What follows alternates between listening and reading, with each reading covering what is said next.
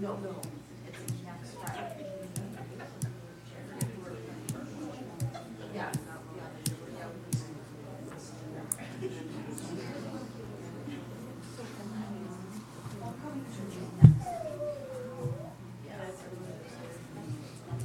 Good. All right, good evening, everybody, and welcome to the Tuesday, September 5th, 2023 regular meeting of the Common Council. And also welcome to those that are streaming online for this evening. We have a lot of guests, so this is really exciting. So could we have a roll call, please? Finkler? Here. Hammer? Here. Gray is excused. Motive? Present. Reed? Here. Rolke? Present. Steiner? Here. All present. Okay, and if you would join me in the Pledge of Allegiance. I pledge allegiance to the flag of the United States of America and to the republic for which it stands, one nation, under God, indivisible, with liberty and justice for all. And we have had notice of open meeting.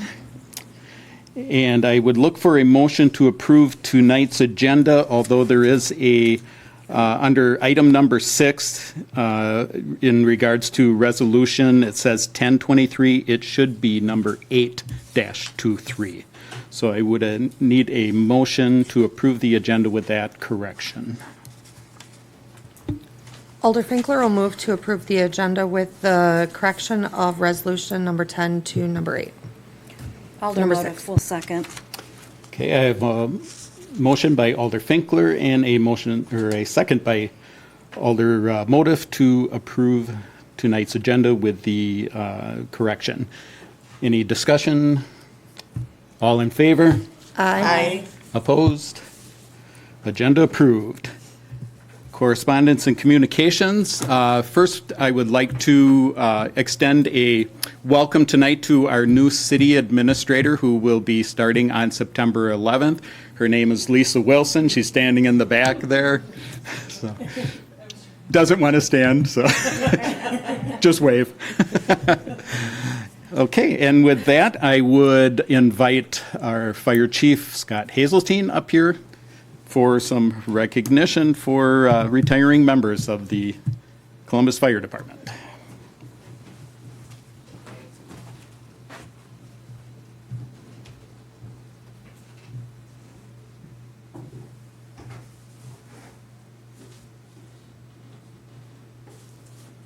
Okay, good evening.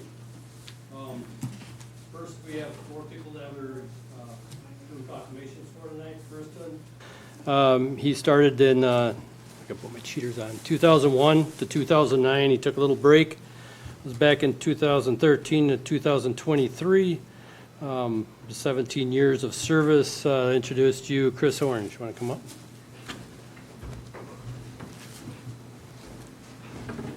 Okay, this is a proclamation honoring Christopher Orange for his 17 years of service on the Columbus Fire Department.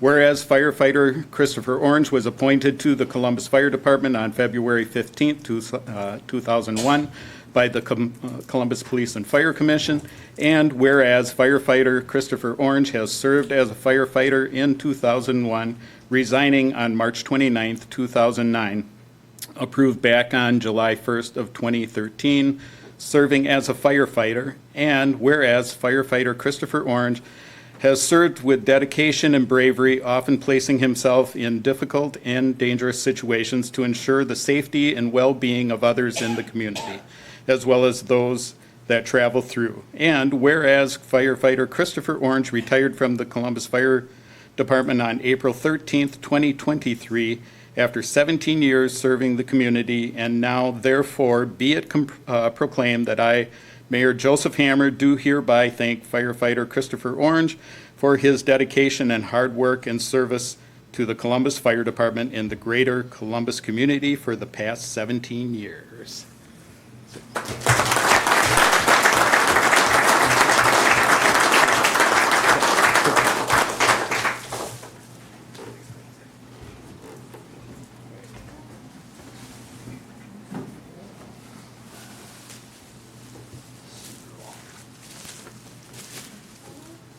Next one is, she was on, that thins it out. She was joined in 2005. She retired in 2023. She was also our pub ed coordinator, did an awesome job at that, and I'd like Sue Grow to come up at this time.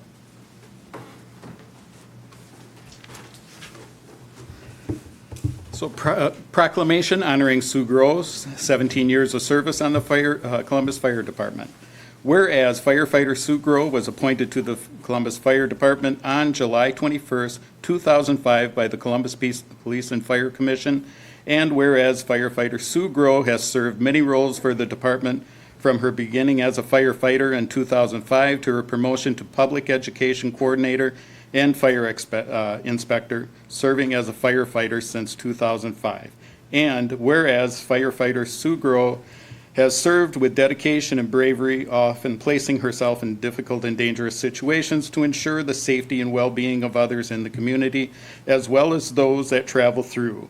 And whereas firefighter Sue Grow retired from the Columbus Fire Department on March 29th, 2023, after 17 years serving the community, and now therefore be it proclaimed that I, Mayor Joseph Hammer, do hereby thank firefighter Sue Grow for her dedication, hard work, and service to the Columbus Fire Department and the greater Columbus community for these past 17 years.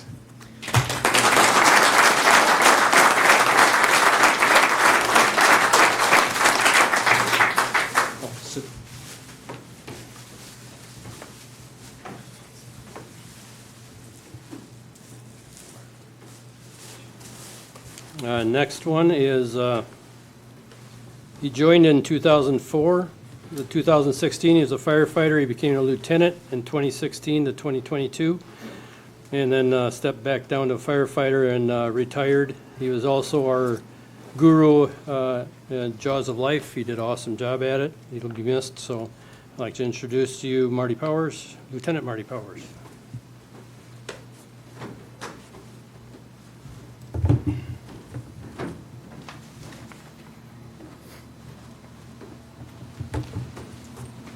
This is a proclamation honoring Marty Powers' 18 years of service to the Columbus Fire Department.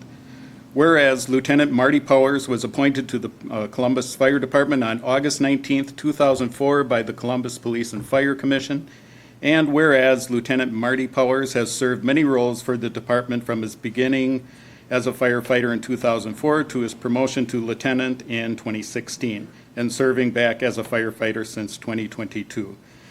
And whereas Lieutenant Marty Powers has served with dedication and bravery, often placing himself in difficult and dangerous situations to ensure the safety and well-being of others in the community, as well as those that travel through. And whereas Lieutenant Marty Powers retired from the Columbus Fire Department on October 24th, 2022, after 18 years serving the community, and now, therefore, be it proclaimed that I, Joseph Hammer, Mayor, do hereby thank Lieutenant Marty Powers for his dedication, hard work, and service to the Columbus Fire Department and greater Columbus community for these past 18 years.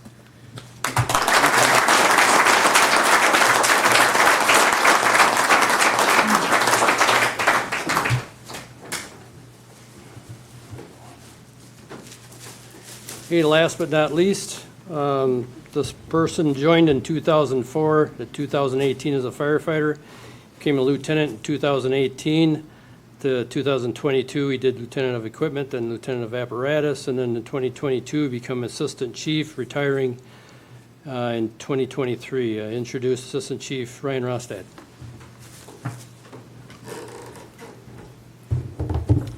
Now, I know Ryan's wife works at Costco. Did you get him a Costco cake? So a proclamation honoring Ryan Rodsted's 19 years of service, Columbus Fire Department. Whereas Assistant Chief Ryan Rosted was appointed to the Columbus Fire Department on July 15th, 2004 by the Columbus Police and Fire Commission, and whereas Assistant Chief Rosted has served many roles for the department from his beginning as a firefighter in 2004 to his promotion to Lieutenant of Equipment in 2018, to Lieutenant of Apparatus in 2021, and serving as Assistant Chief since 2022.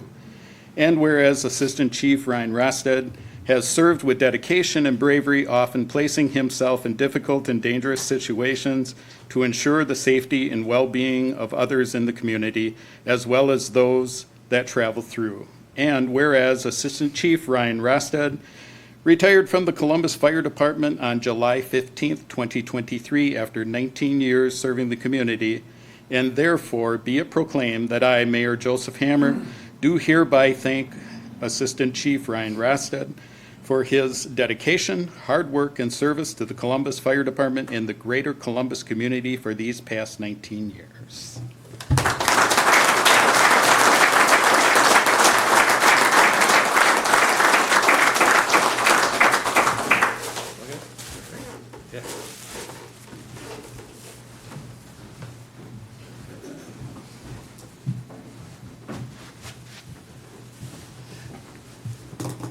Our thanks to those 4 people, plus all the dedicated firefighters that are still on staff and those that have retired in the past. We owe you a debt of gratitude, so again, thanks very much. And another hand for all the firefighters.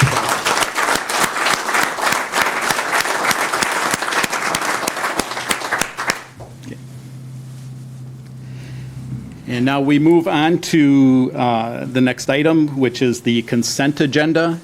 And if I could have a motion to approve tonight's consent agenda. Alder Motif will make a motion to approve tonight's consent agenda. Alder Rolke will second. I have a motion by Alder Motif and a second by Alder Rolke to approve tonight's consent agenda. Is there any discussion on any of the items in there? Hearing none, I would, all in favor? Aye. Any opposed? Okay, consent agenda approved. On to new business. Number 1, consider and take action on the disposal of 2017 Ford Police Squad. Dennis had given us our information that we needed from last time, so if there's, and Dennis unfortunately wasn't able to be here tonight, but it was pretty straightforward as for the disposal of the 2017 Interceptor SUVs, so. Alder Motif will make a motion to approve the disposal of the 2017 Ford Police Interceptor SUV through one of the online auction platforms. Alder Finkler will second. Okay, I have a motion by Alder Motif and a second by Alder Finkler to dispose of the 2017 Ford Police Interceptor SUV through one of the online auction platforms. Any further discussion on this item? Yes, Alder Reed. No, I was just trying to recollect. I really thought he had a dealership buyer, but it was going to be the auction. That That was the fire department. Yeah, Thank you. Yeah. Thank you. I don't have it in front of me. I was like, Right. thank you. Any other discussion? Hearing none, all in favor? Aye. Opposed? Motion carries. Next on the agenda is to consider and take action on permission to order the 2024 Ford Police Interceptor SUV in October when Ford is accepting the offer, or the orders for them. And again, this was discussed at last meeting. Alder Motif will make a motion to give permission to order a 2024 Ford Police Interceptor SUV in October when Ford starts accepting orders. The squad price today is at $34,500, and we are expecting an increase of 12 to 18%, and we'll accept that as well. Reed will second. Yes. I have a motion by Alder Motif and a second by Alder Reed to give permission to order the 2024 Police Ford Interceptor SUV in October when Ford is accepting orders. Is there any further discussion on this item? Okay, all in favor? Aye. Oh, roll call, money. Yeah, not spending money. Not yet. It's just giving permission to. Better safe than sorry? Or, You could always request a roll call. oh, but we don't have to? You're not spending money yet. Okay. Okay, we're good. All right. So let's do that again. All in favor? Aye. Opposed? Motion carries. Okay, next on the agenda is the, consider the recommendation of the beautification committee to allow painting of the park garbage cans as a fundraiser. Could I have a motion to approve this recommendation? Alder Rolke will move to approve allowing the beautification committee to proceed with their painting garbage cans fundraiser. Alder Motive will second. Okay, I have a motion by Alder Roki and a second by Alder Motif to recommend the beautifications committee to allow painting of the park garbage cans for a fundraiser. Any discussion? Alder Finkler? Do we need to clarify that, I know we talked about this last time, that it is with parameters? Do we just need to add that piece in there? It would be my suggestion that, yes, you do that. The question is, do you want the beautification committee to take that lead, or do you want the council to oversee that? And there are two parts to making this a little bit safer from a First Amendment perspective. Number one is develop a theme, and number two is have some guidelines to be approved before the actual paint goes on the can. If you do that, and again, I would suggest that the beautification committee take the lead in all of that, unless you feel the need. But it would be a good idea to have the parameters in place.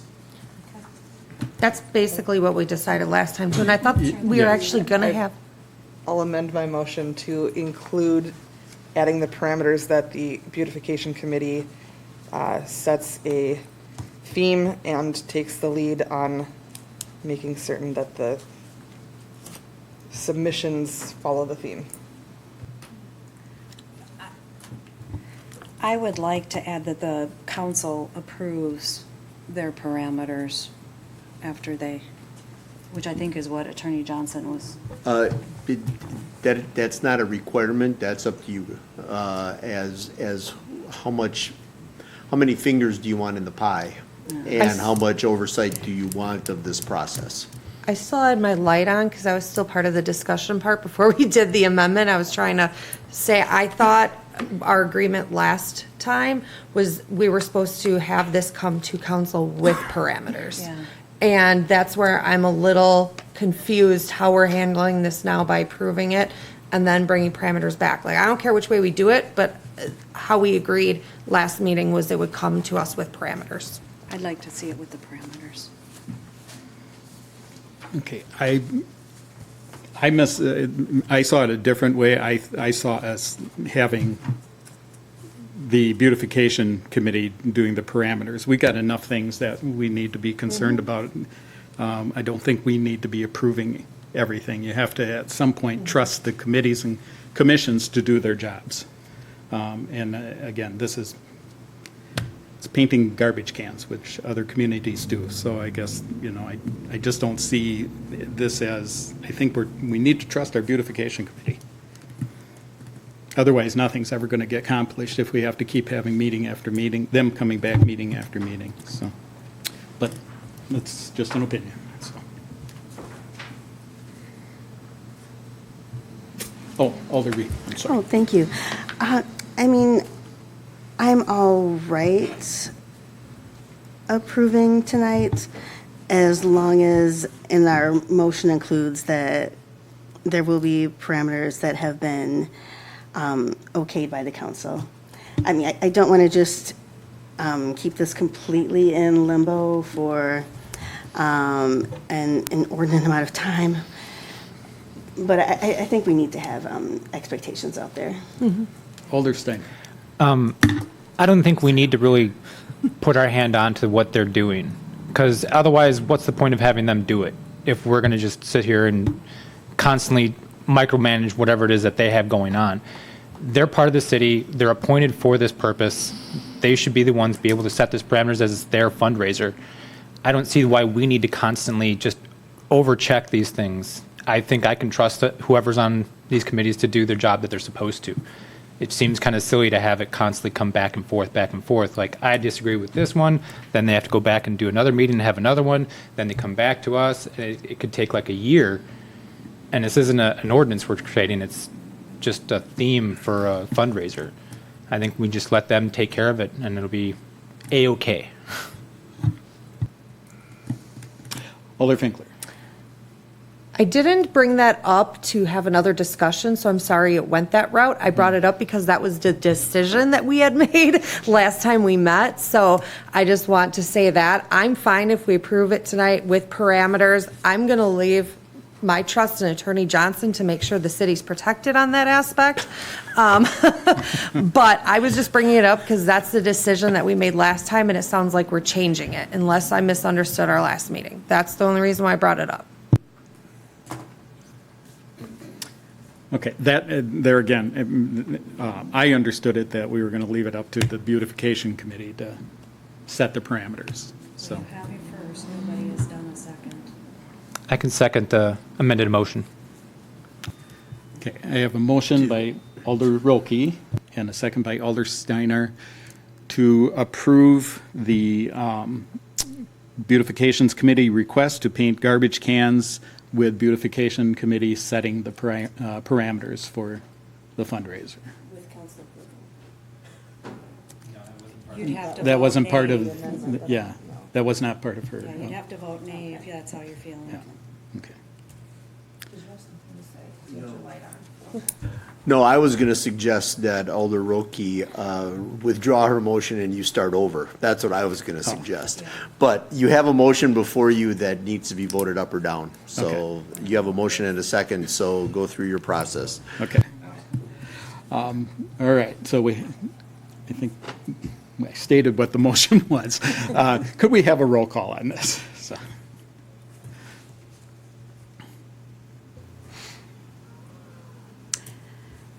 Motive, Nay.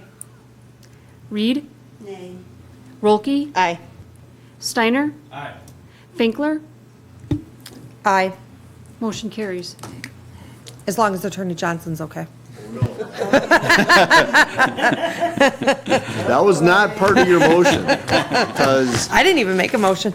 No, I do have to, I do have a question, though. I don't anticipate ever seeing this again. That was gonna be my question, and I forgot to ask it, but I'm gonna ask it now, and I don't care if it's out of order. But are the committees allowed to get those parameters approved by the attorney? Is that conversation highway allowed to happen, is my question. Well, I'll leave it for you to voice. I serve at the pleasure of the city. Okay. Whatever you tell me to look at, I will look Okay. at.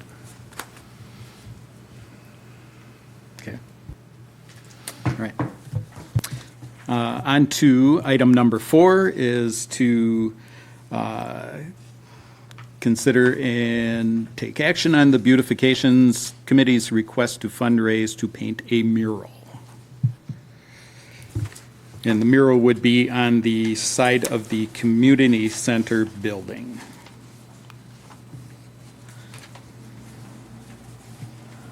May I ask a question? Oh, we need a motion first. Alder Finkler will move to approve the beautification committee's request to fundraise for a mural. Alder Roki will second.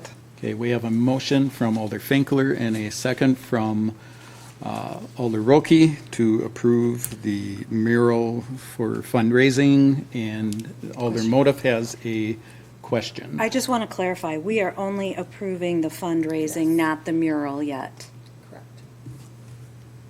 Correct?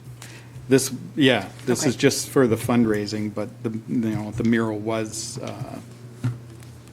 it was proposed, or the design was proposed, but you're only approving the fundraising for that at this point.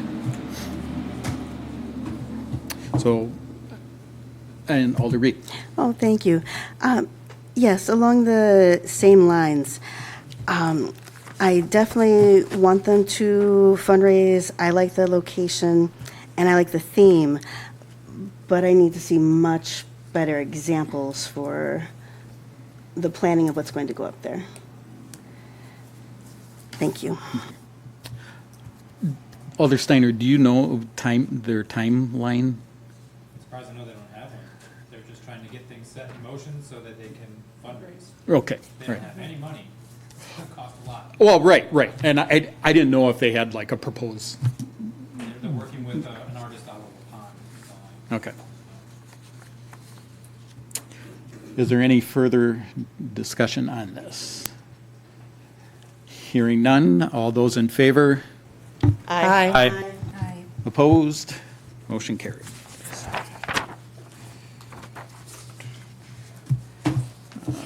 Let's see, and next on the agenda is to consider and take action on Safe Built contract amendment to include zoning review. Anything further that you need to add on this? No? Okay, so looking for a motion to approve the amended contract for Safe Built to include zoning. Alder Steiner can make a motion to approve the amended contract for Safe Built to include zoning. Alder Motive can second. Okay, I have a motion by Alder Steiner and a second by Alder Motive to approve Safe Built's amended contract for zoning permits. We have any further discussion on this item? Hearing none, all in favor? Aye. Opposed? Okay, that's taken care of. Now we go on for item number 6, which is the consider and take action on the resolution number 8-23, authorizing the mayor and the clerk to sign all documents necessary to complete the sale of parcels 1090.B and 1090.C to CBC DT LLC. Paul, is there anything that you would care to add to this item? Sure. Following the last council meeting, I notified the buyers groups that the second amendment to extend the closing date was turned down, and immediately received a response that they were prepared to close on today. And then I have since received all of the documents necessary to complete the transaction, including the deed, the closing statement, the affidavits from the seller, and I have reviewed all of those, and they all appear to be in order. And the last step in this process is to authorize the mayor and the clerk to sign those documents, and the closing will be completed. Okay.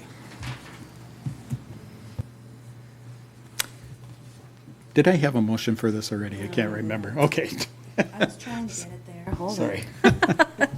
Alder Motive will make a motion to approve Resolution 8-23, authorizing the mayor and clerk to sign all documents necessary to complete the sale of parcels 1090B and 1090C to CBC DT LLC. Alder Steiner can second that. Okay, I have a motion by Alder Motive and a second by Alder Steiner to approve Resolution 8-23. Any further discussion on this item? Alder Reed? Oh, thank you. I'm just verifying that this is basically just a step and that the property truly was sold several months ago. The property has not been sold yet. The property will be sold as soon as the signed documents from the city are delivered to the title company, which will probably be Thursday. And then the buyer will be depositing the rest of their funds with the title company, and that will be the end of the transaction. And then at some point, the city will receive a check for $415,000 and some change. So my question is, we don't have any right not to sell it because they have fulfilled their end. From a purely technical perspective, the closing was to have taken place today. It did not. It will be taking place tomorrow. Thank you.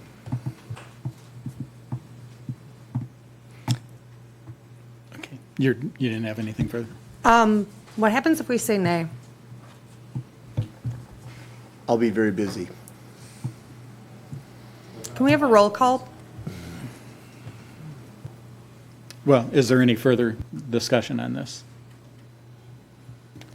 Alder Steiner. I just want to say, I know that if we don't sign this, as we've met all the parameters, they've met all theirs, we do open ourselves up to liabilities for failure to perform. So this is just a necessary step within the process, but it does open up the possibility of liabilities. But the Yes, closing date was today. Stated better than I did the first time around. I agree with Alder Steiner completely. Even though we're not closing today?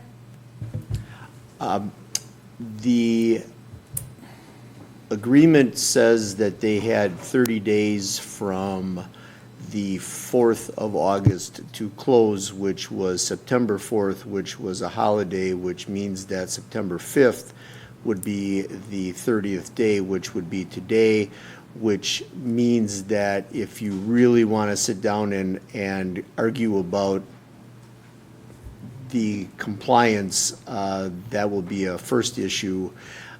Because it's within one day, I would strongly recommend that you move forward and complete this transaction.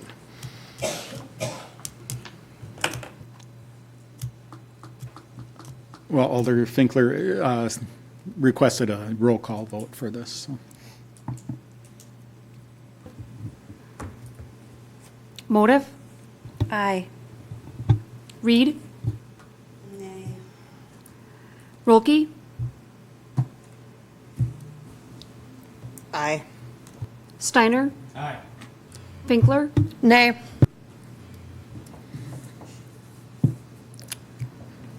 3-2. Okay. Next on the agenda is to approve the claims in the amount of $342,087.54. Entertain a motion. Alder Motif will make a motion to approve the claims in the amount of $342,087.54. Reed will second.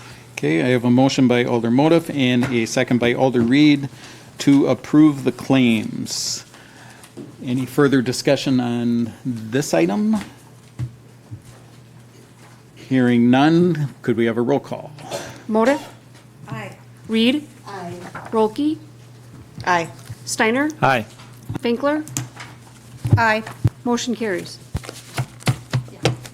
Okay, reports, interim city administrator, anything? Very little.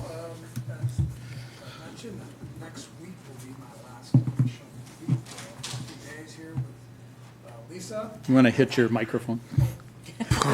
I practiced too. You practiced.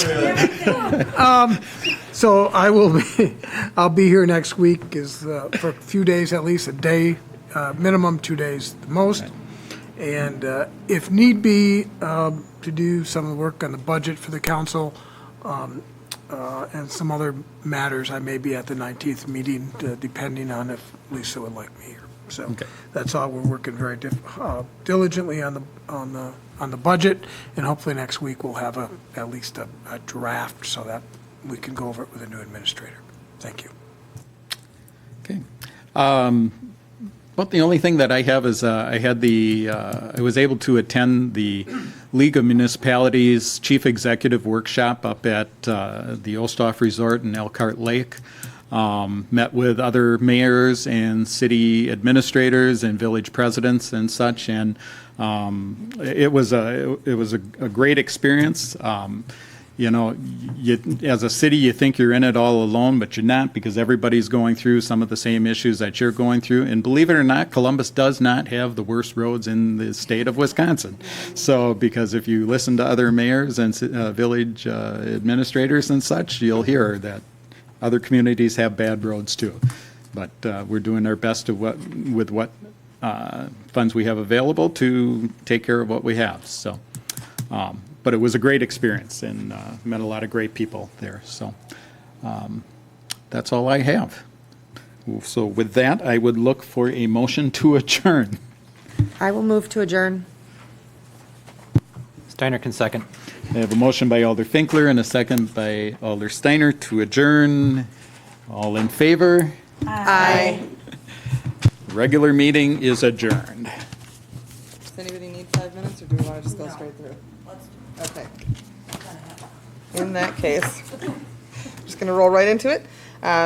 Good evening, everybody. Welcome to tonight's Columbus Common Council Committee of the Whole meeting. Today is Tuesday, September 5th, and it is 7:07 p.m. And Pat, if I could have a roll call, please. Finkler, Here. Hammer, Here. Gray is excused. Motive, Present. Reed, Here. Rolke, Here. Steiner. Here. All present. Okay. And tonight's meeting has been properly noticed, and I am looking for a motion to approve tonight's agenda. I will move to approve tonight's agenda. Alder Motive will second. Okay, thank you. I have a motion from Alder Finkler and a second from Alder Motive. All those in favor? Aye. Any opposed? Okay. Next up is citizen comments. Do we have anybody in the room who wanted to speak this evening? I do have one letter that I was asked to read into citizen comments. Give me just one moment to pull that up. This is from Shelley Albright, who could not be here tonight, and she asked that I read this into the meeting minutes. It says, "Good evening. I'm writing because I do not know if I can make it to the meeting tomorrow. Attached is information I found about the Alder at large. I was not able to find that much. I wonder if the city admin or league would have some more detailed information. I will mention I do keep going back and forth on the ability for residents with a social agenda to use this as a loophole to get multiple members of their group on council more easily. But I guess if people have a will, they will find a way. The reason I think that having alders at large could be a positive change for city elections because it will open up the election to more residents and with any luck, a better selection of candidates. Columbus politics have been a bit boring in the past, and at times a district wouldn't have anyone running. Katie Ryan is the most recent candidate that ended up running as a write-in because no one else in her district stepped up. Since her time on council, we have had at least one person running in each district, and in District 3, we have had multiple candidates run in past elections. For note, I am in favor of going to 3 alders being at large, 1 election cycle. I do think 6 would get messy and allow for more chance of abuse in the process. In my opinion, if any of the districts don't have anyone willing to step up, why can't those spots be open to other civic-minded residents in different districts running for those seats? Plus, these alders are considered to represent all residents in Columbus. I know when I was on council, I was willing to discuss any topic with any resident, and I know that the league training says all alders represent everyone, but I am not sure all Columbus alders feel the same way. I would appreciate it if this email could make it into the minutes. Thank you, Shelley Albright, 120 East Prairie Street.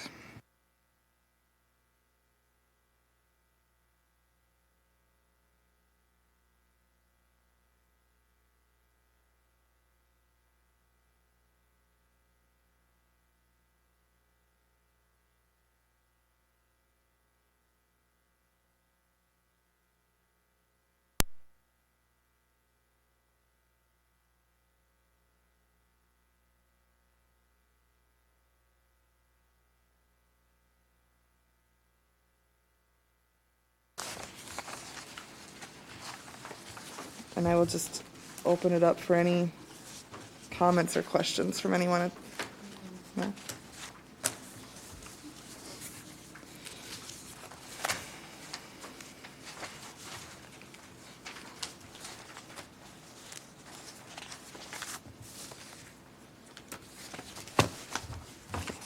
Is everybody comfortable just moving this forward then? Okay. Next item on the agenda is the review resolution for Dodge County Library Tax Exemption 2024. Any questions, concerns, or comments on that one? Everybody's comfortable moving that one forward as well? Okay. Next item on the agenda is to discuss the refuse collection cart options available to us. You might have received an email earlier this week, I think. Let's see here.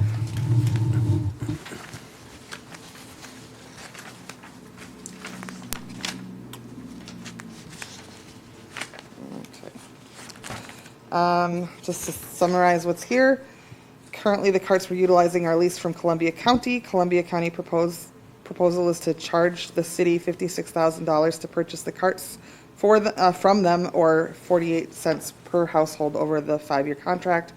Proposal from LRS to lease their carts is $1.10 per household per month, or $126,390 over the 5-year contract. Comparing the two on the surface, the monthly charge for buying the carts from the county saves the customer $37.20 over the 5-year contract, or $7.54 per year. However, leasing carts from LRS provides for brand new carts with free replacement of broken carts. Purchasing the existing carts from Columbia County, which are as old as up to 7 years, require that the city pay for broken carts. In analyzing this additional cost, staff found an annual replacement cost of 6% of the 3,830 carts would take away any savings from purchasing the carts outright from the county. However, a more conservative loss rate of 3% would yield a 5-year cost of $34,470 added to the $56,000 total. The total cart cost would be $90,470, or 78 cents per household. Chris, did you want to? Sure. In conclusion, the estimated difference between leasing the carts from LRS and purchasing existing carts is about 32 cents, given that 3% loss rates I talked about, or about $19.20 over the 5-year contract. So really, your question this tonight is, do you want to have the all new carts, which has a little bit of a logistics issue, because on January 1st and maybe the day before, the day after, carts have to be collected by Columbia County, and then LRS delivers new ones, right? So, that's a little logistics. It's a little hiccup that has to happen, and probably nothing of this sort comes perfect. I've been through this in even a small town, and it's a little confusing for people and things of that sort. So the logistics causes a bit of a problem, but they're all new carts, which is nice, rather than the other ones. The price, what I would do is what I recommend when we set our refuse rates as part of the budget, you will include that that broken cart loss thing, so we don't have to, cover that outside of the user fee, right? So, I don't think there's a real right answer here. It's more of, is it worth the, having that logistic issue for having all new carts? For, the cost is, I'm not saying it's insignificant, but it's not significant. So that's the first thing, so maybe take that one. There's a second issue as well, but I'd like to at least hear, what, if you have any questions on that or comments, so. Alder Finkler? Are the new carts from LRS the same size as the carts we have now? Yes. I'm sorry. And if Yes. LRS breaks one of our carts and we keep the ones we have now, are we still responsible for replacing them? If they break them, they will pay for them. They said there is instances where they do cover the cost of carts. So, if the county carts, if the county carts are broken because of their resident, I think they'll make that distinguish. Yeah, they're pretty liberal on that. They really are, in talking with them.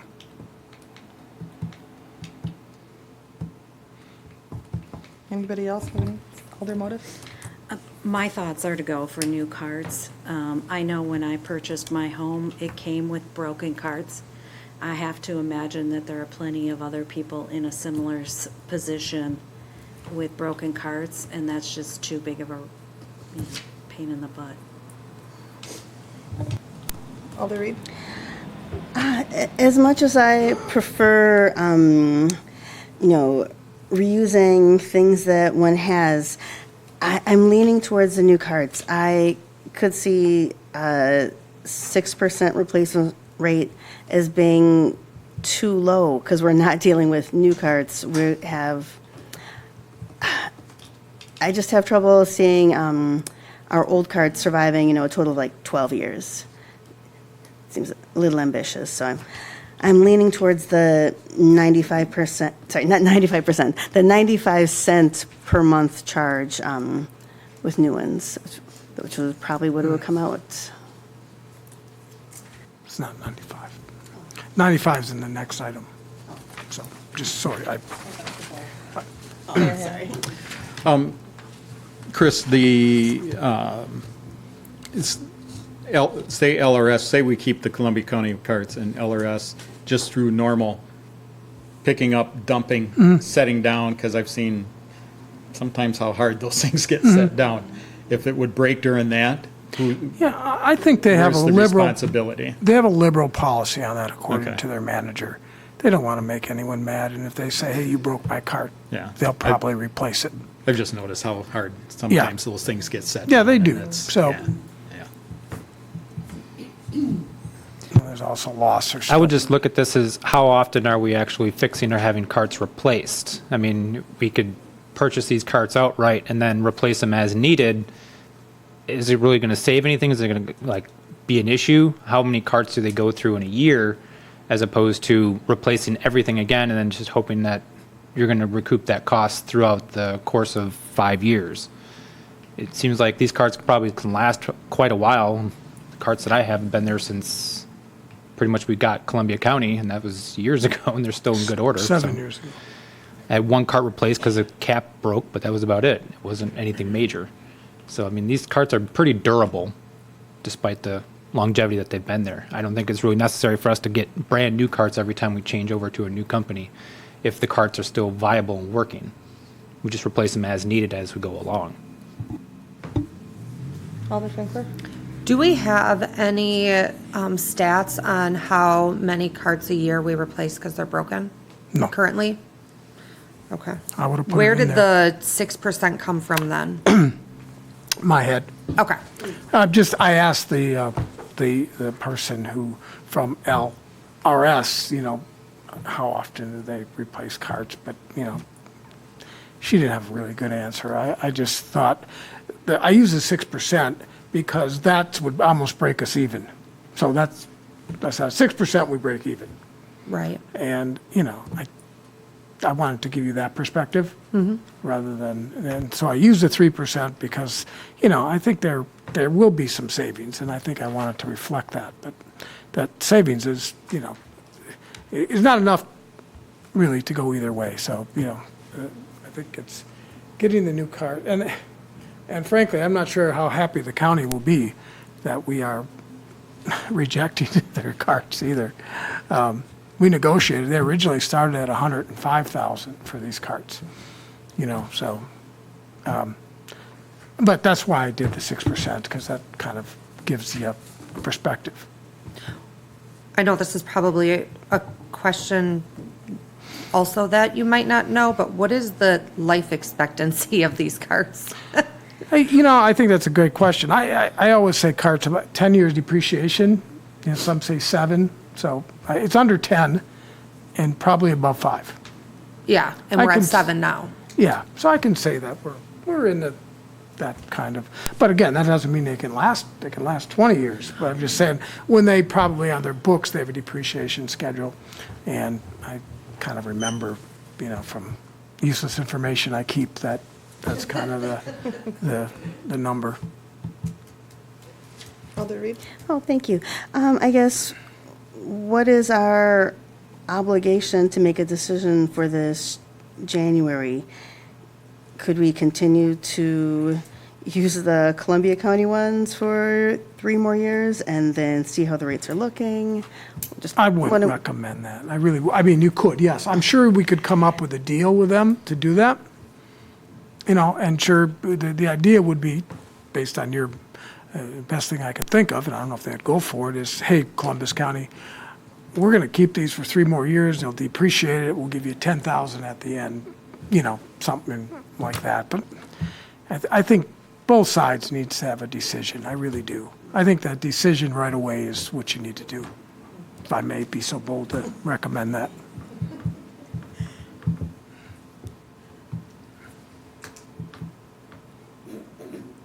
Chris, do you know what Columbia County would do with the ones if we got rid of, they're not going to reuse those somewhere else? I would imagine they would try to find a resale. Okay. And, they would store them, of course, and then they would try to find another buyer for them, or use them for replacement carts and fix them, that's what they usually do. So they wouldn't necessarily end up in a landfill somewhere themselves? I can't guarantee that, Amy. I could ask them for the next meeting, I can do some, if you put it forward, I can ask some other questions and bring it back, but I really think you need to make a decision soon, because January 1st is coming very soon, and, there's a lot of logistics, they gotta order carts and things of that sort, so I would not postpone this longer than September 19th, but I could, questions like that and a few other things, I could call the county and ask. Alder Finkler? What are we deciding on right now, since this is cow? Do we have to pick an option, or are we just deciding whether or not this goes to council? Yeah, just moving it forward. I mean, I don't have any, But with what decision? okay, that's what I'm trying to ask. Yeah. Right. Okay. Alder Steiner? I'm just going to recommend that we purchase the carts we have outright and replace them as needed. It's going to save a lot of complications as to what's going on, and it probably will have a higher cost savings than a projected maybe 6 to 3%. Because you think these carts say they depreciate over 10 years, but they're still going to be in circulation if we give them back to Columbia County, and they're going to be good. They're good until they're cracked, right? And they don't crack that often. They're pretty sturdy bins. I don't see the need to constantly change things over and just getting the exact same thing over again.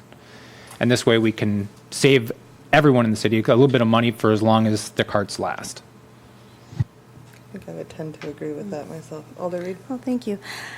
If we're going to buy carts, I would just want to go with the new ones. It's not that much savings purchasing the old ones and knowing there'll be quite a bit of wear and tear or repairs needed. I was just wondering if we had an option to cheaply rent the old ones for a couple more years and get a little more life out of them, but probably not. Thank you.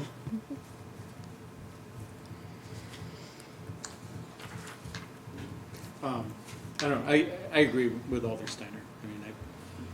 I look at my bins, and they're in good shape, It's good hard plastic, and if they're gonna break, the chances are they're gonna break when the company is setting them down, if they get set down rough. And as you had stated, that they would probably replace. So I would recommend that we stay with the bins that we have. Alder Finkler? Is that clear in the contract? Like, I know you said the management doesn't want anybody upset or anything like that, but I just want to make sure it's clear in the contract that if, while they're loading or unloading the trash or the recycling and a can breaks, it's their responsibility. And the reason why I bring this up is because the Better Business Bureau, this company has no good reviews on them. So I'm just worried about trusting a verbal, don't worry about us, we'll make sure everything's okay. I don't have a response, except it is, I have a response to your question in that I don't believe it's explicit in the contract. I could get a letter from them, so if that would help, but it's not in the contract that they replace them like that. Alder Motif? I have two things. One, I think a lot of the reviews from the BBB are under the old owners, old management for this company. If I remember right from our discussions, it's under new management. Two, I'd like to politely disagree with the mayor. My handles are broke off. I can't open mine with handles anymore, so it is more than just setting it down in areas where it's broken. And I know there's nothing anybody can do about this, but I think the former owners had cats, and I almost throw up every time I open the garbage can. Enough said. You know, if I may, I mean, if you want to send this to, without a recommendation and see what you hear from your constituents, that's fine too. I don't want to, I mean, if you want to make a decision, that's great, but, you know, if there is that kind of, you kind of want to think of something, that's fine.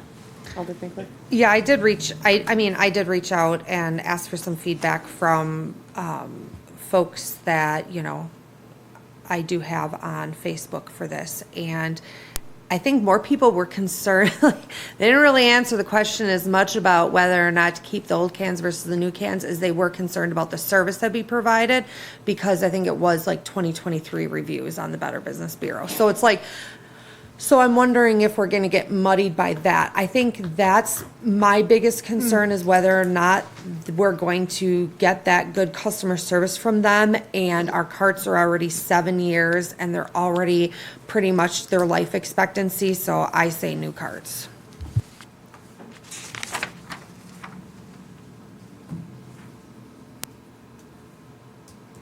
And just to clarify, it did, looking back here, and of course I can't find the line that I'm looking for, it does say in here that if we go with the new carts, they automatically replace Yes. them if there's anything wrong, whether Yep. it's individual error They or take theirs? care of the carts, yeah. Okay.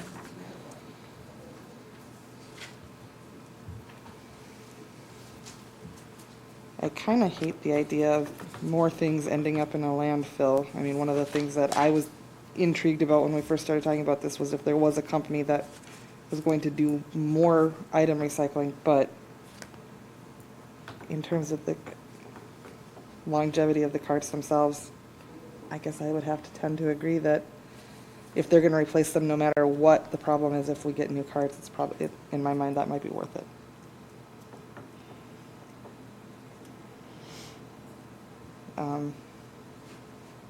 Which kind of sounds like a 4-2 in favor of new carts, if I'm doing my math right. Are we comfortable moving this forward? Yeah. Okay. And then the other item on here is the annual bulk item pickup. And the proposal has an option for a 95-cent a year per month per household. Yeah. Did I write that wrong? Yes. The president 95 has- cents per month per household, correct? A year per month. Yeah. It's, yeah, it's 95 cents a month, so it's Okay. $11 and whatever that comes out to be per household, $11.40 per year. And that contract includes an annual front yard bulk pickup as we have now. And then an additional one item per month, is You that have- correct? You have the, whatever we have now, Okay. they match. That was important to the council, from what I understand. And so what they're saying here is, hey, if you want another option, we will, and you don't have this now. I don't believe, I couldn't find it anywhere. So this just says for $12 basically a month per person, they'll take one item. So the only problem with that is you never just have one item, you know, if you have a couch and a chair, right? So, you know, and you can still, we still have the option of having the dumpster by the DPW where you can bring things when you need to. But, you know, it's nice having someone to come to your house too once a month. So, you know, there's pros and cons. And it's $12 a month per person, so we have like 2,000 customers, so. Yeah, those two over there. Go ahead, Alder. Oh, thank you.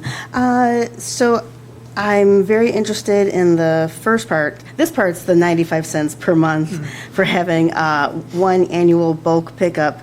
I would have no interest in the secondary service, which is a bit expensive for having to pay for possibly having one item per month.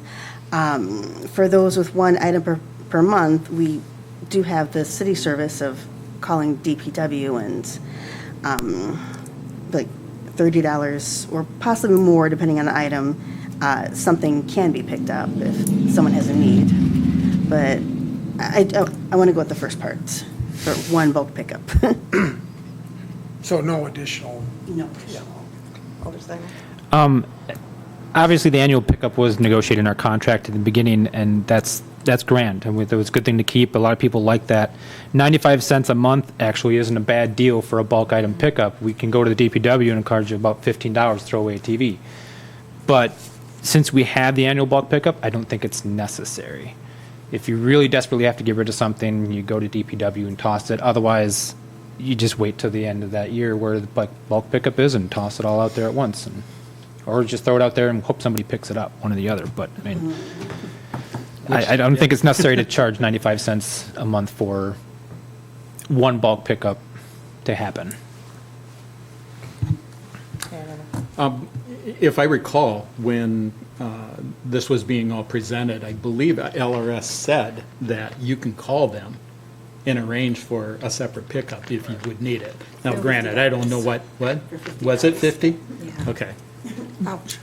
Well, I'm just saying, it was there. I mean, you know, they're giving us the annual bulk and you still have the pickup. Yeah, just stay with that. Alder Motive?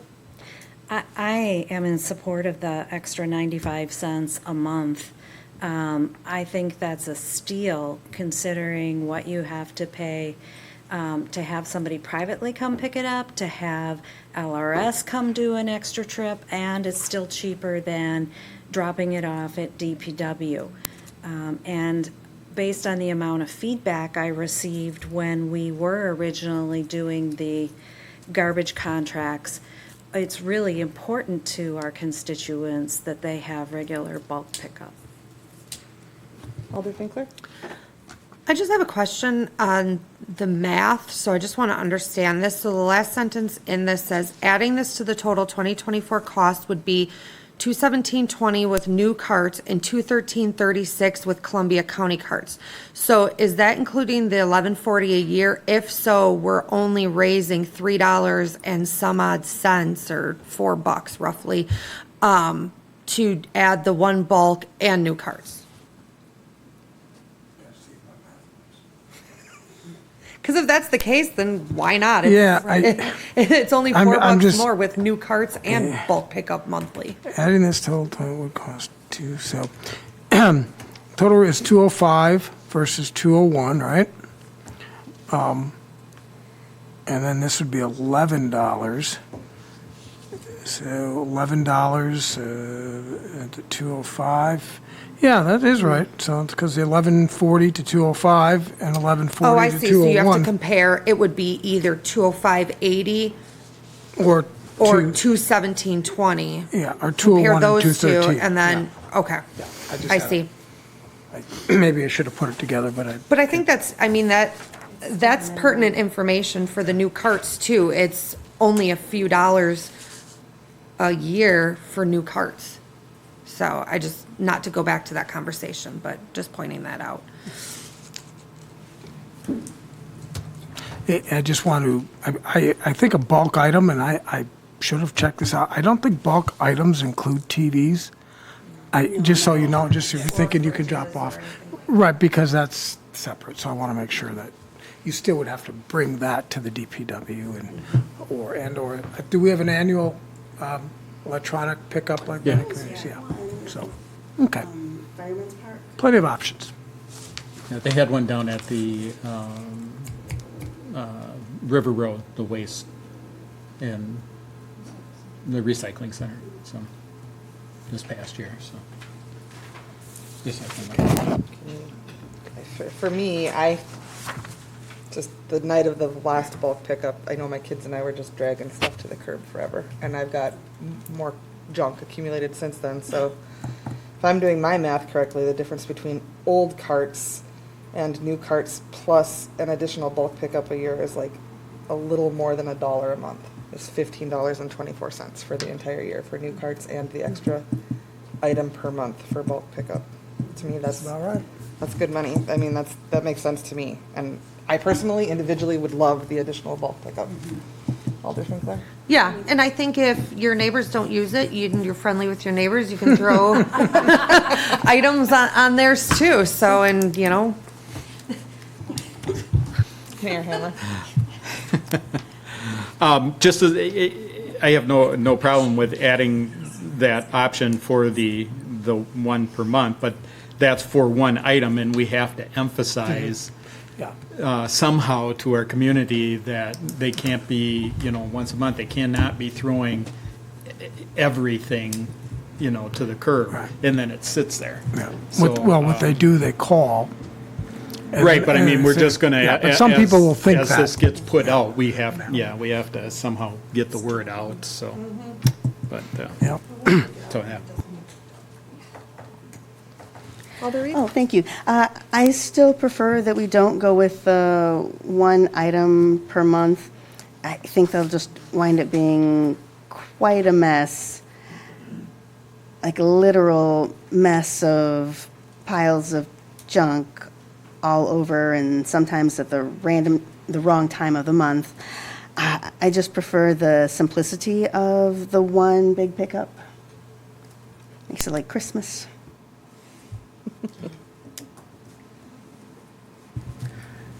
So if I'm correct, we still, in the contract, we still have the one major Yes. pickup. So this is just additional. This is a phone call, and they say, what do you haven't picked up? And they say, oh, I'm having a couch. Come at 10:30, whenever. So you as the homeowners have to make that phone Yep. call for them to pick it up. Okay, well all right, then that totally changed, yeah, that makes sense then, okay.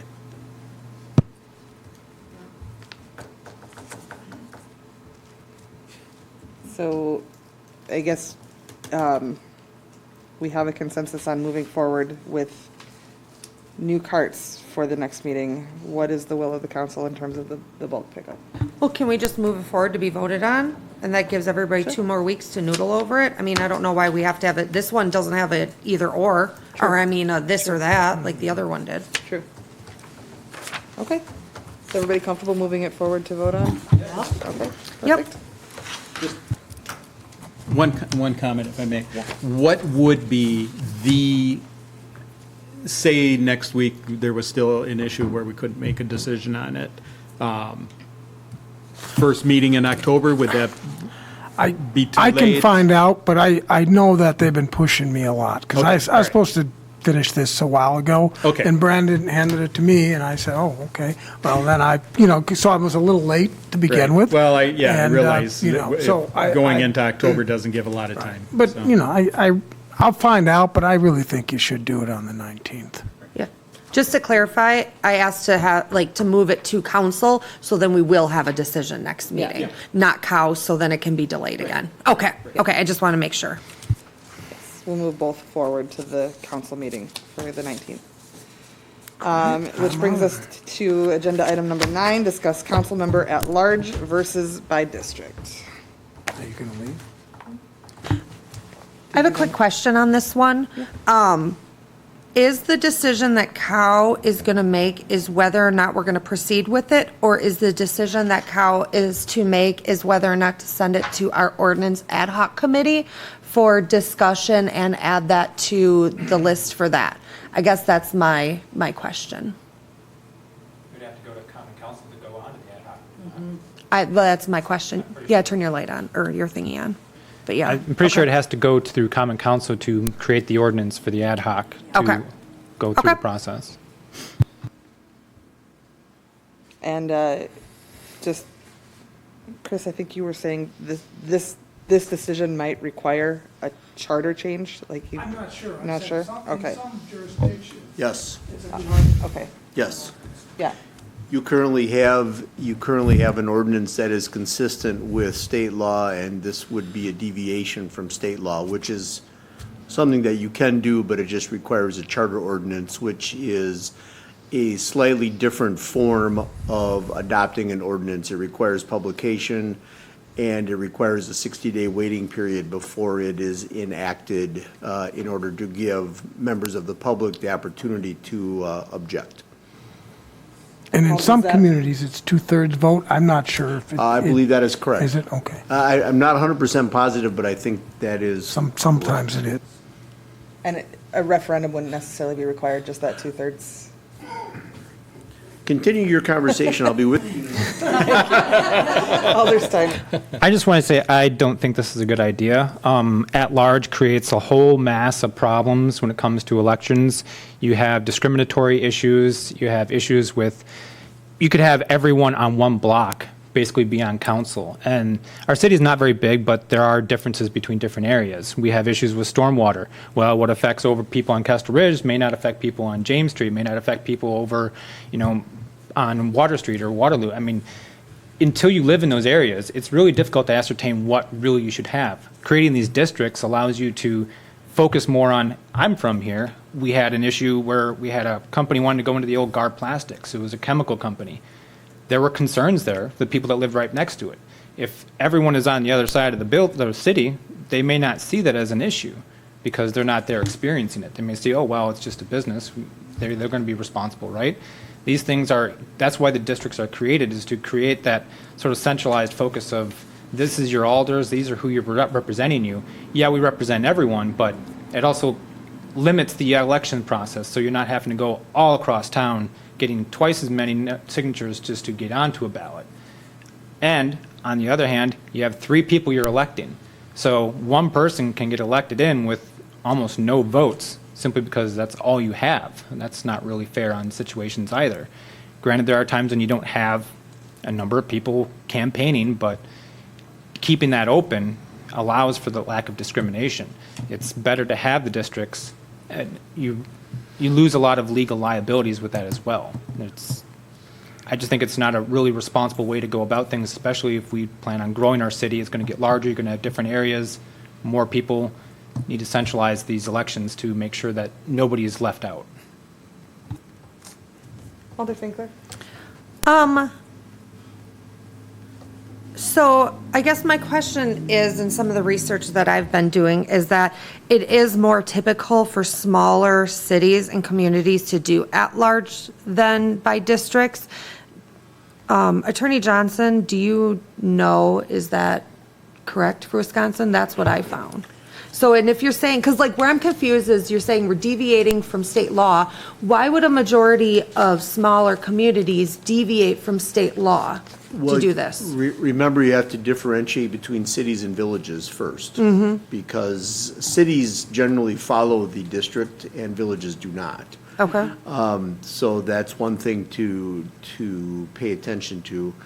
I don't have an answer to your specific question, but I do have an example. The city of Lodi recently went from districts to at-large because they have no interest, nobody has any interest in doing anything in the city of Lodi.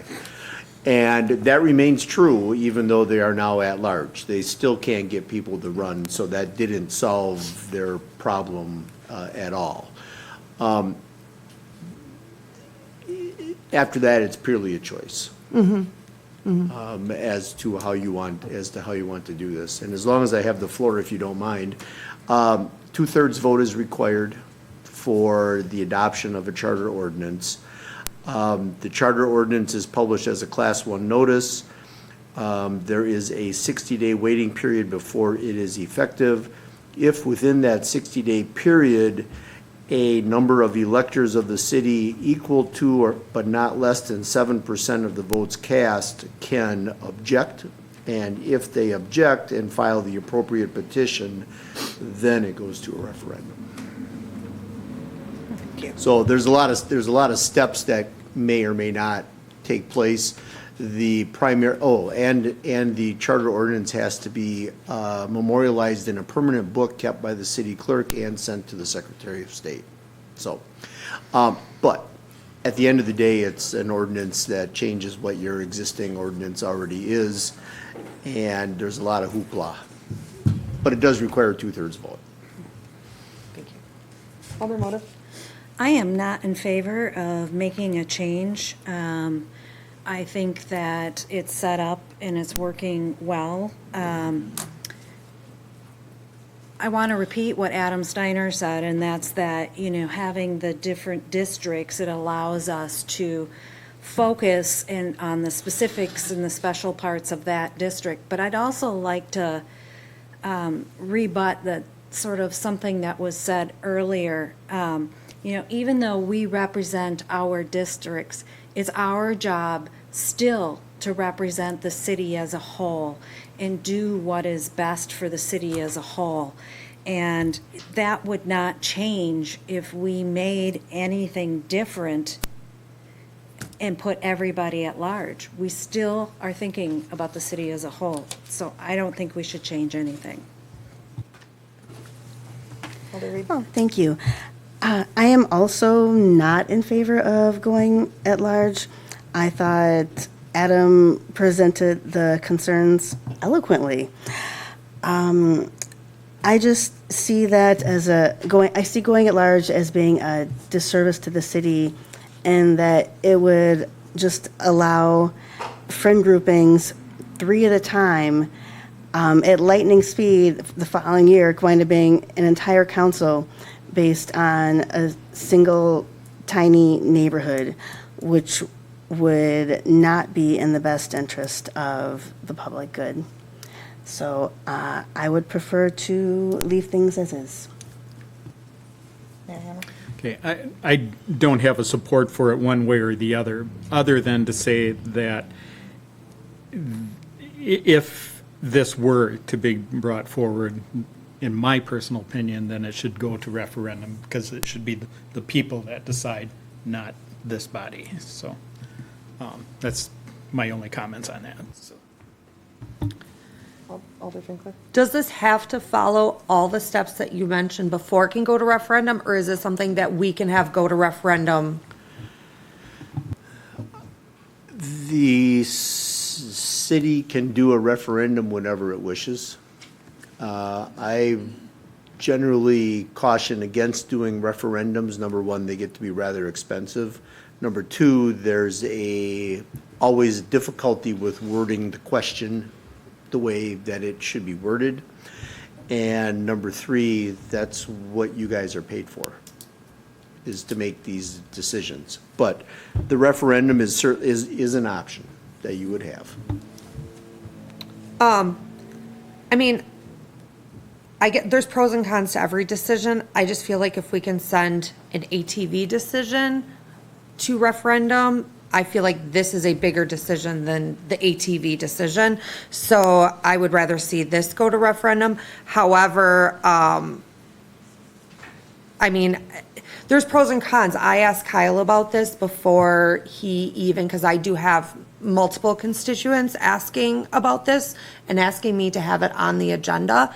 And I did ask Kyle about it, and I think it was Jefferson, I can pull on my email again, where there was there's like a cluster of alders in one area of the city, and it hasn't been detrimental to the city. Campaigning, I don't know, does it change the rules for campaigning? You have to get more signatures from the whole entire city? I don't know. If not, then what's the difference if you get it from your neighborhood or not? So I think some arguments don't make sense. But I think on the other hand, there's definitely pros and cons to both situations. I think Columbus has historically had a trouble getting candidates to go on the ballot. And this will open up, to a bigger pool of candidates that want to serve.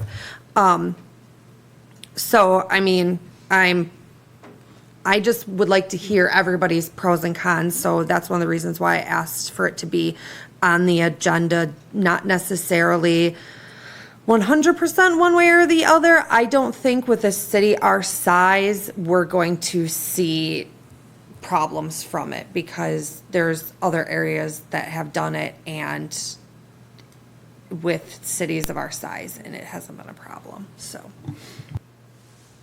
Alder Reed? Thank you. This would be one of the last issues I would ever consider putting on a referendum. Although it's a big question, it's also a question almost no one cares about. I mean, really, people are not going to understand or care the difference between if they're picking from a small area each year or it's open every year. I don't think we'll get a good answer, and I think this is one thing where it's our job to figure it out. Again, just, it was put on the agenda for discussion, and I'm not looking that we need to move this, forward at all. It was simply a topic for discussion and something that can be reviewed at a different time if need be, so. Alder Steiner? I just want to say that, well, you can have instances where these things work out. You can have instances where nothing bad happens, and that's very possible.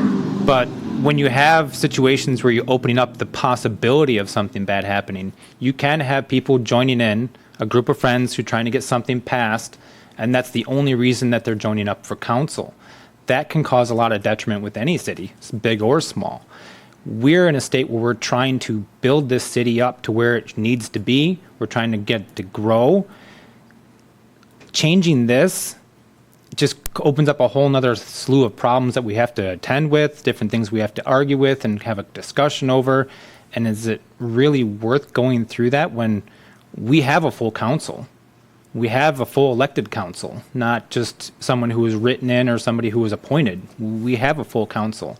We haven't had too many issues in the past. There's always going to be issues with, not as many people. I was basically elected in because I was the only one on the ballot, but from what I hear, that's not always going to be the case. You're going to have that in small towns because there's not that many people. You can't just compare as like, well, they did it right, so that means we can do it right. It's like, we can also do it wrong.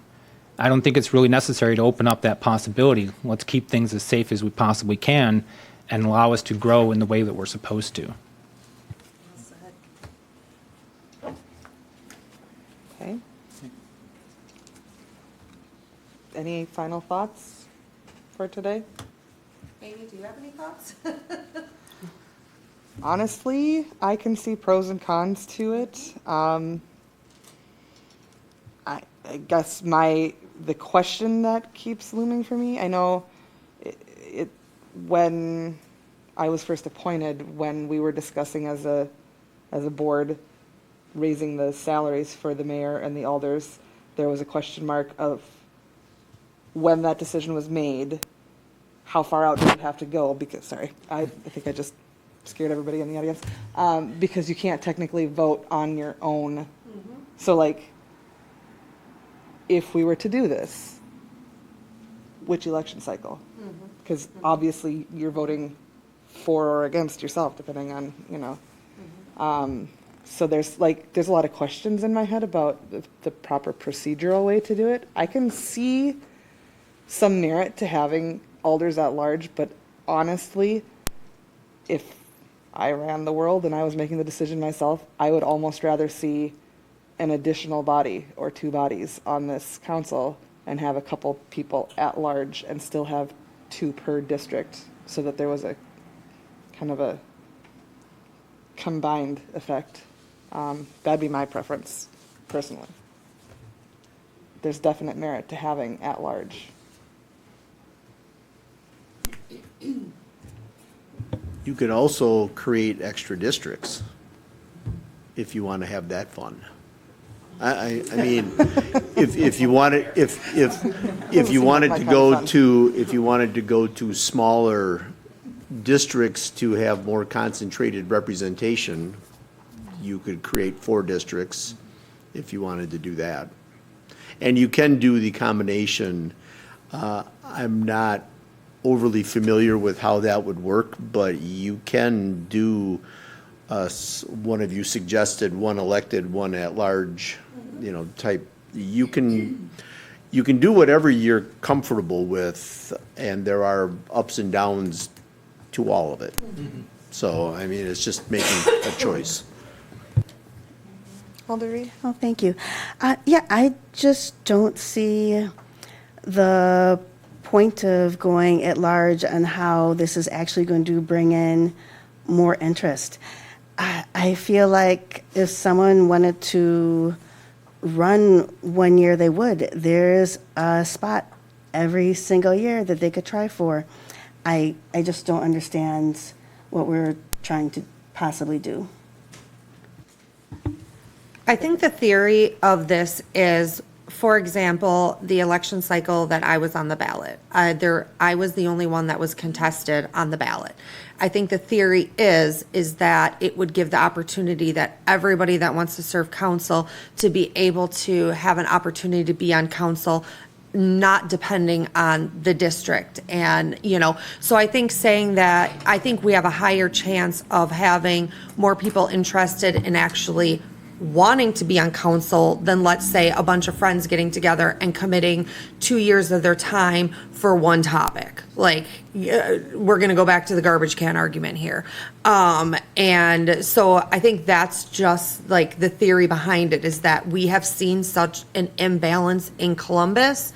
And that is at least the people that I have talked to. And there's actually more people that care about it than you would think. I actually have been reached out to by a lot of people about this topic, so.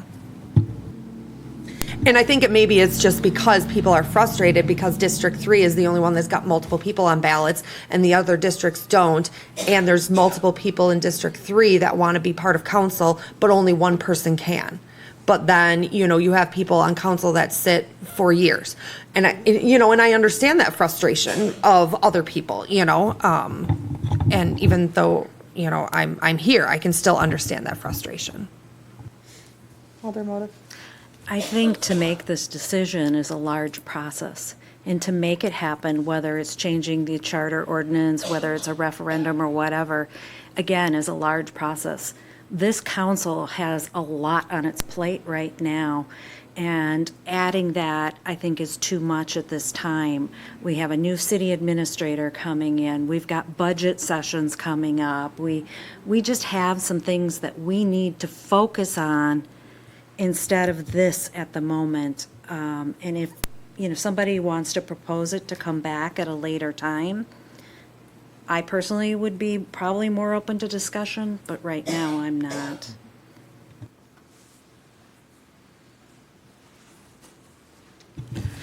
I concur. Again, it's on here for discussion. Yeah. I personally wasn't expecting any decision tonight. This is just discussion, and quite frankly, I think we end it right here. So. Yeah, and that's what I was going to say too. Nobody is asking for a decision right now, and it was discussion. And actually, I, had told the people that brought it up to me that I wanted to hear what other people on council had to say about it. I think, we can make the excuse of we have better things to worry about on any topic. But I think that, if we postpone this till after budget season and bring it back up again, give people noodle over it, have, anybody that's watching this, this streaming, if they have their 2 cents about it, to reach out to their alders or anybody about it. I mean, I'm fine with that. Like Mayor Hammer said, nobody was asking for a decision today. It was a discussion. Okay. Yeah, I definitely would be willing to talk about it again in the future as well.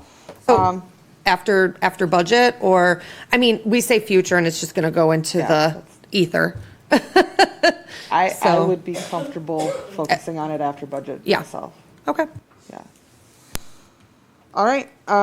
Next item on the agenda is In light of your earlier motion at the council, I have nothing to add for your next agenda item if you'd like to skip it. okay. Anybody have a problem with skipping the closed session tonight? No. Okay. Then the next, do we have to vote on that? No. Okay. Oh, yeah, it's Kyle. Then the next. I would like a motion to adjourn. I can't say it too soon, otherwise she gets mad at me. I move to adjourn. I have to time it. I'm working on my timing. Okay, I have a motion from Alder Finkler and a second from Alder Motive. Any discussion? All those in favor? Aye. Any opposed? All right. Thank you, everybody. Have a nice night.